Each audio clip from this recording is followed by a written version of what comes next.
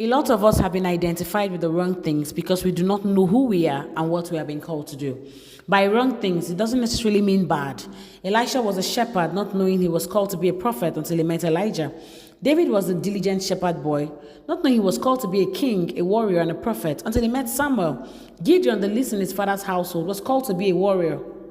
He had no experience of battles, but was anointed for the assignment. We are anointed or graced to do what God has called us for. Whatever it is you have not been anointed for or grace to do will attract a lot of struggles, effort, losses, wasted time and resources. Because you see something working for another person doesn't necessarily mean you are called to do that thing. I'm not here to motivate you to keep doing what you're doing, especially if God hasn't called you for it, hoping that one day you will make it. That's too risky. Leaving your life and results to chance. I'm here to encourage you to get to know what God is saying about you or has called you to do.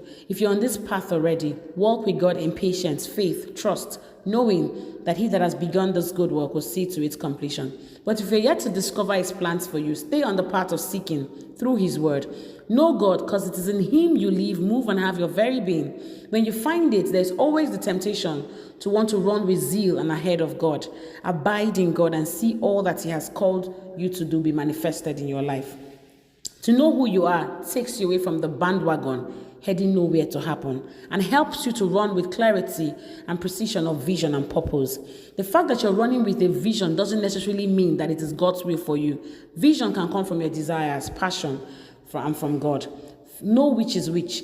If God is the initiator, he will sustain it. A lot of times we ask God to sustain what he didn't even approve. In knowing God through his word, you get to know who you are, what you should do, how you should do it, things you shouldn't do, and companies you shouldn't keep. Every drug addict started from one smoke, from a friend or a family member, and gradually began to identify with it. All of a sudden, they just can't do without it. Identify your path in God.